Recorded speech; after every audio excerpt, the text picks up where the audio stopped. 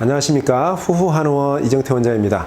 이번 시간은 몽정이 잦으면 병인가요? 라는 주제로 설명을 진행해 보도록 하겠습니다. 몽정은 성인 남성들한테 발생하는 자연스러운 성 반응의 하나입니다.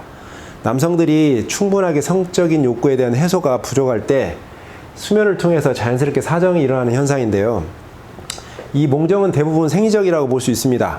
그런데 이 몽정이 너무 잦을 경우에는 이 또한 질병으로 볼 수 있는데요. 이런 경우를 이제 병리적 몽정 상태라고 합니다. 오늘은 이 부분을 설명을 좀 드리려고 하는데요. 우선은 이 생리적인 몽정 상태가 어떤 기준을 갖는지를 좀 먼저 살펴드릴 게 필요한데, 생리적인 몽정은요, 내가 사정하는 행위가 없는 상태에서, 즉 성관계라든가 자유라든가 하는 이런 일체의 사정 행위가 없는 상태에서 한 달에 한 차례 내지 두 차례 정도의 몽정이 있다면 요거는 정상적이고 생리적인 그런 자연스러운 몽정이라고 볼 수 있습니다. 뭐 사춘기 때 같은 경우에는 아무래도 욕구가 더 크고 그렇기 때문에 열흘에 한 번 정도, 즉 한 달에 3차례 정도까지의 몽정도 뭐 생리적인 몽정으로 볼 수 있다라고 말씀드릴 수 있고, 이렇게 여러 번 몽정이 있다 하더라도 이 몽정의 주기가 일정하다면 대개는 생리적일 가능성이 많습니다. 그런데 이제 몽정이 한꺼번에 연속해서 이어진다든지 아니면 이제 몽정이 너무 자주 유발된다든지 하는 경우에 이제 병리적인 몽정인데, 이러한 생리적 범위의 몽정을 벗어나서 뭐 예를 들어서 일주일에 한 번 또는 그 이상의 몽정이 발생이 된다면 이 경우는 이제 병리적인 상태라고 볼 수도 있고, 앞서 말씀드린 것처럼 연속해서 엊그저께 사정이 있었는데 또 이어서 이제 이런 사정 행위가 수면 중에 발생한다면 병리적인 상태다라고 볼 수 있습니다.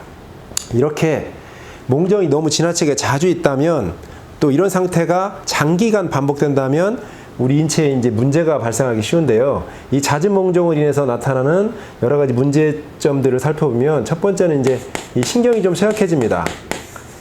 신경이 좀 필요해져서 신경이 쇠약해지는 반응이 생기고, 이러다 보니까 이제 이 집중력 등이 굉장히 약해집니다. 학습 능력도 많이 떨어지죠. 집중력이 좀 약화되고, 그 다음에 이제 만성 피로 등으로 시달리게 됩니다. 낮에 충분하게 수면을 취한 것 같지 않고 기상할 때도 많이 피로감을 느낄 수 있습니다. 그리고 이제 이런 문제가 계속된다면 성기능 방면에도 추가적으로 이제 영향을 줄 수 있는데, 발기가 약해진다든지, 발기부전이라든지 또는 뭐 성욕감퇴라든지 이런 요소들이 추가적으로 나타날 수가 있죠. 자, 그렇다면 이 몽정이라는 게 자주 나타나는 이유는 뭘까요? 이렇게 병리적인 상태처럼 너무 지나치게 과도하게 나타나는 이유들이 몇 가지가 있는데, 하나로 뭉뚱그려서 설명을 드리면 가장 일반적인 이유는 이 성신경이 쇠약해서 나타난 경우가 거의 대부분이다 라고 말씀드릴 수 있습니다. 이 성신경이 쇠약해지는 그러면 이 원인들이 뭘까? 몇 가지가 있는데요. 살펴보면 첫 번째가 이제 너무 조기 사정.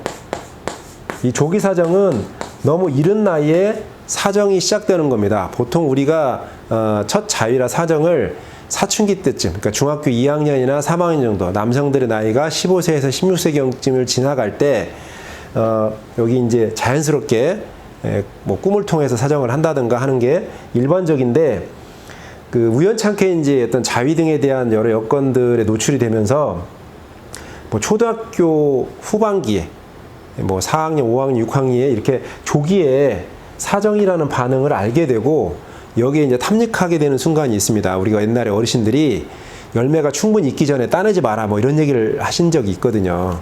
그러니까 열매라고 하는 것은 우리가 충분히 생산해서 바깥으로 배출할 정도가 됐을 때 이제 그걸 바깥으로 이렇게 그 사정이란 형태로 내어내오면 좋은데, 사실 뭐 초등학교 이렇게 후반기 정도에는 아직은 열매가 충분히 맺지 않는, 그러니까 성선이 충분하게 어른처럼 이렇게 완성되지 않은 시기인데, 이때 이제 억지로 저기를 이렇게 끄집어내서 바깥으로 사정하려고 하는 의도나 시도들이 너무 자주 반복이 되면 이 성신경이 굉장히 빠르게 쇠하게 될 수 있습니다. 그리고 두 번째는 과도한 사정 빈도.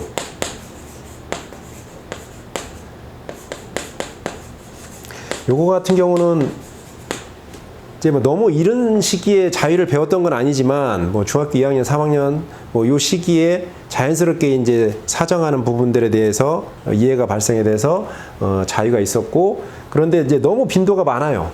우리가 한번 사정을 할 때는 호르몬이나 신경물질 소모가 많이 일어납니다. 우리 고환 쪽에서는 많은 미네랄, 뭐 아연 같은 미네랄도 많이 소모가 되고, 이런 부분들이 충분하게 회복되기 위해서는 시간이 좀 필요합니다. 보통 아주 어린 친구들이라도 한 3일 정도 내외의 시간이 필요한데, 이 시간이 지켜지지 않고 회복도 되기 전에 자꾸 소모가 발생이 되고, 이러한 사항들이 장기적으로 반복되면 성신경이 많이 쇠약해지는 문제가 생길 수가 있습니다. 그리고 이런 상태가 충분하게 영양적인 어떤 기초, 이렇게 이제 소모가 많으면 호르몬과 신경물질의 재생산을 위해서 필요한 여러 가지의 영양 요소들이 충분히 흡수가 돼야 되는데, 이런 부분들이 또 상대적으로 많이 준비가 안 된 상태, 그런 영양불량 상태가 같이 겹쳐지면 이런 문제가 생길 수가 있어요. 그리고 이제 이 성신경 쇠약이라고 하는 부분들은, 우리가 이 사정이라고 하는 부분들은 이 뇌하수체라고 하는 데서 주로 이제 조절이 됩니다. 그래서 뇌하수체가 기능이 많이 떨어져 있는 뇌하수체 기능저하라는 문제하고 많이 연결이 되어 있어요.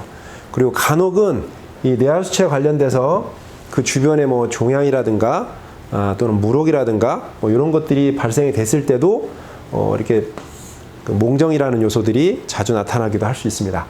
자, 그렇다면 이렇게 몽정이 이렇게 병리적으로 나타날 정도가 될 정도로 성신경이 많이 필요해졌고 쇠약했다면, 이 부분들을 회복을 하려면 어떤 노력이 필요할까? 이제 오늘은 그 부분들을 조금 소개를 해드릴까 하는데요.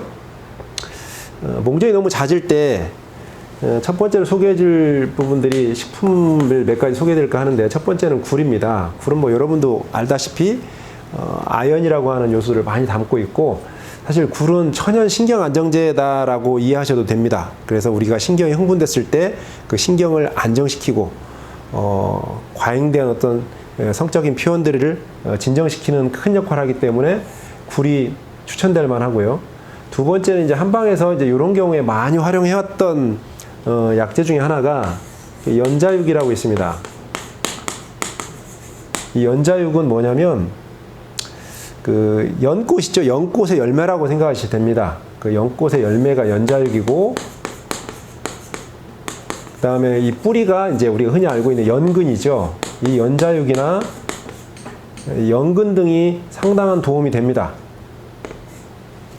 연자육 정도를 한 20g 정도 하루에, 보통 이제 연자육 정도는 건조된 형태의 열매가 나오는데, 이런 부분들을 20g 정도를 차처럼 우려내거나 또는 이제 밥 같은 데 같이 쪄서 드셔도 상관없습니다. 이제 그런 형태로 섭취하는 게 좋고요. 연근 같은 경우는 이제 흔히 음식을 통해서 음식 조리하는 형태의 여러 그 레시피를 통해서 또 섭취를 하시는 것도 나쁘지 않고요.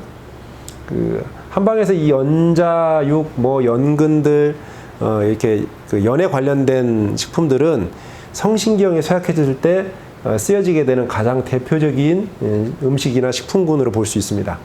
그 다음에 세 번째가 호박씨 기름입니다.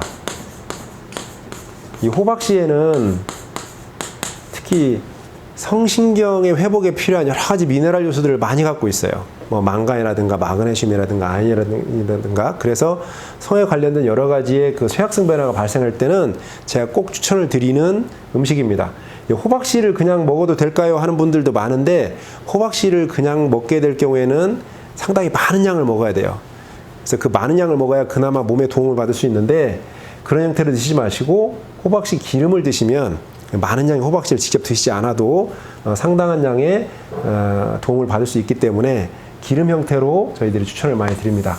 요 세 가지 정도만 평상시에 섭취를 꾸준히 해주시면, 약한 정도의 뭐 몽정, 병리적 몽정은, 웬만한 몽정은 충분히 회복이 되실 겁니다.